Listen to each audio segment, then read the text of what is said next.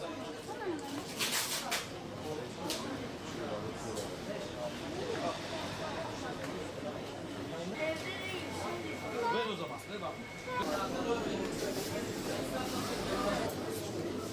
güzel o mu? Daha güzel yok.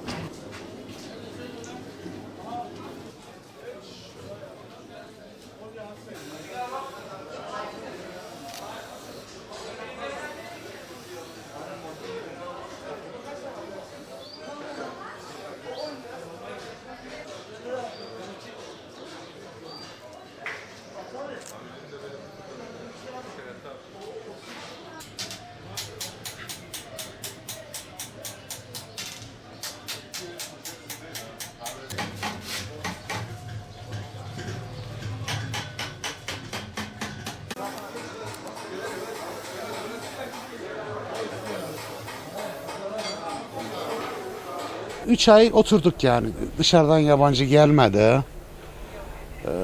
Onun için hayliyle oturduk.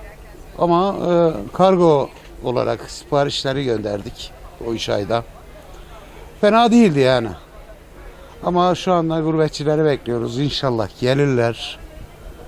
Biz de gereken satışlarımızı yaparız. İşler açılır. Yani bize değil, herkesin işi açılır.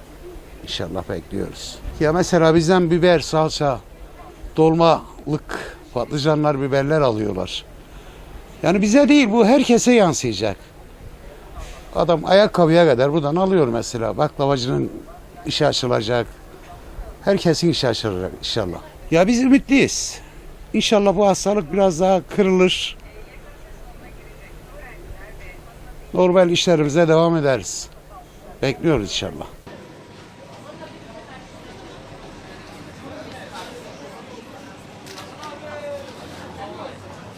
Genel olarak son günlerde yani tek çarşımızın değil, Gaziantep'in değil biliyorsunuz küresel bir salgınla karşı karşıyayız. Normalde bizim Mart, Nisan, Mayıs ayları turcularımız gelirdi. Maalesef hiçbir tur organizasyon olmadı. Önümüzde gurbetçi sezonu veya diğer adıyla Almancı sezon dediğimiz bir sezon bekliyoruz. Maalesef oradan da bir ışık gözükmüyor. Çünkü biliyorsunuz bu küresel bir salgın olduğu için Avrupa ülkelerinde de bir Türk düşmanlığı var. Akşam hatta bir sosyal medyada gördüm.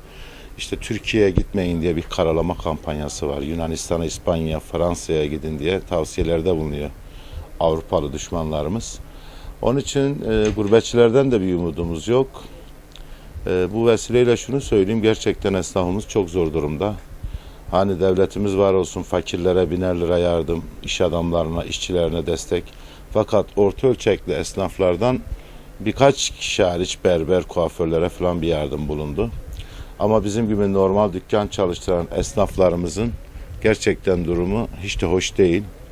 Birkaç aydır dayanıyoruz yani Mart, Nisan, Mayıs, Haziran'dayız 4. ay. Eskisi gibi değil, dükkan kiralarımız yüksek.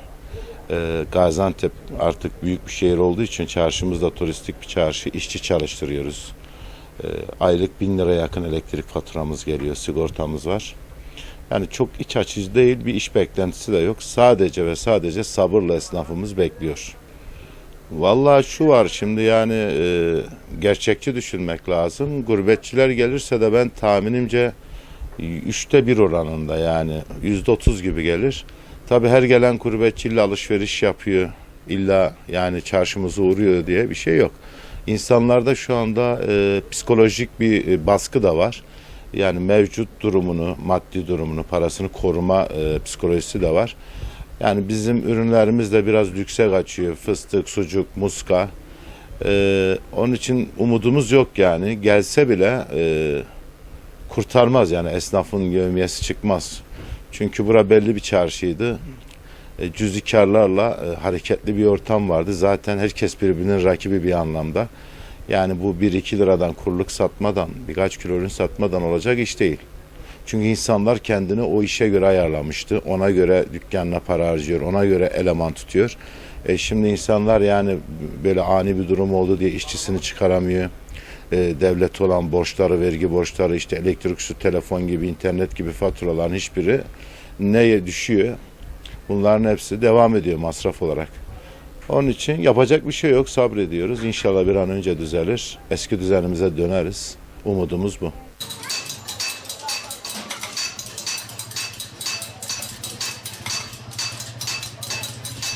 Son günlerdeki iş durumumuz yani malum hani şu an ortalık diyelim böyle karma karışık bu Covid-19'dan koronavirüsten dolayı. Hani işlerimiz tüm esnafın işleri yani %50 %40 oranında düşmüş diyelim. Hani malum dışarıdan bizim mesleğimiz hani gördüğünüz gibi bakırcı. Hani millet şu an boğazına parayı harcamak durumunda. Gelip de adam mesela bakır eşya almıyor. Bizim de işimiz malum yazın.